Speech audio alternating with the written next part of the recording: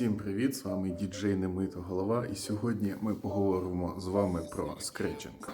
Йоу! Ні, не той скретчинг, оцей. Ну, а якщо серйозно, то в мене є ось таке сідло, воно дуже класне, воно мені підходить, але воно почало скрипіти. І я, на жаль, знайшов лише два якихось відоса на англомовному ютубі, де показали, як люди з цим справляються. У них там була така прозора епоксидка, вони нею заливали щілини, ось тут, де рейли кріпляться, і воно, типу, переставало скрипіти.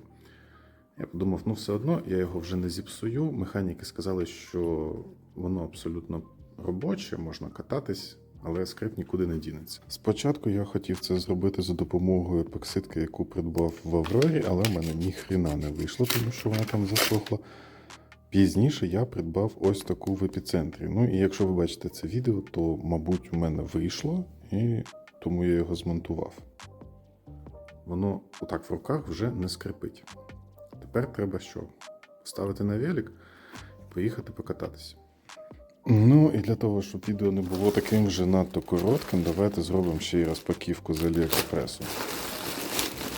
Тут у мене має бути підсидельний штир.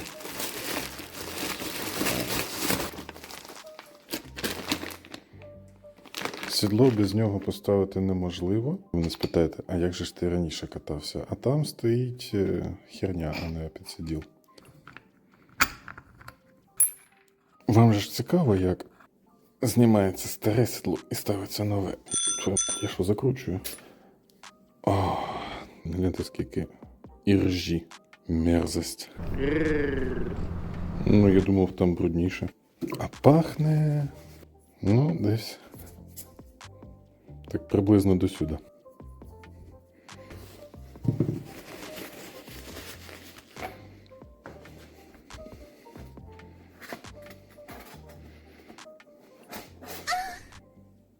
Вуаля.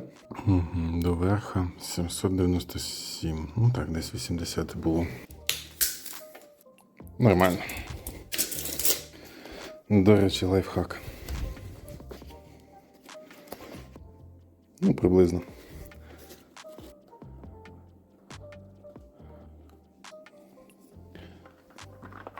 Так, продам сідло недорого.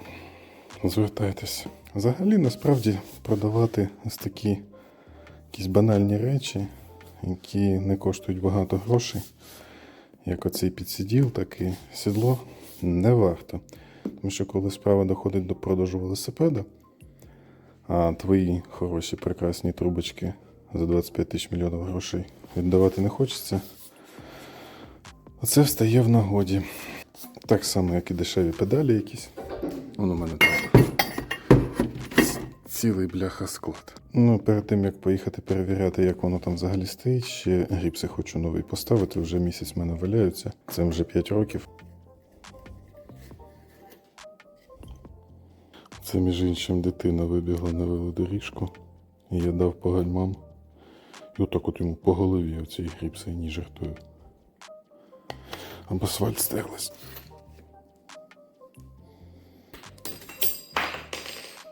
Як завжди. Ну, зовсім інший вигляд.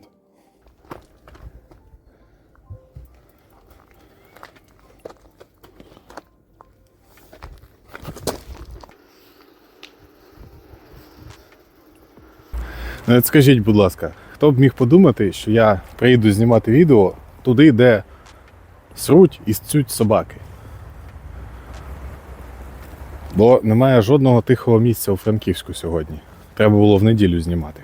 Ну, звісно, традиційно для справжнього українського велосипеда не все так однозначно, як ми любимо. Я покатався, сідло не скрипить, і під моїм центнером теж не скрипить. І це чудово, воно не заважає мені їздити. Але там є нюанс. Ледь чути є скрип, якщо отак от порухати. Я так розумію, тут відслоїлося трошки. Ну, в принципі, це ж краще, ніж нічого. Навіть якщо воно розтріскається, то в принципі можна зробити заново і ще поїздити. Краще, ніж купувати нове сідло. Давайте так, якщо ви дійсно зайшли подивитися це відео заради того, щоб дізнатися, чи можна пофіксити ваше сідло, то десь через місяць я напишу в коментарях, чи все добре, що сталося. Загалом я вважаю, що метод робочий, особливо є сідла, в яких місця кріплення сталевих рейлів зручніші для того, щоб туди щось залити. І там мені взагалі, здається, це буде не проблема. Якщо додивилися до кінця, дуже вам дякую. До побачення, поїхав я додому.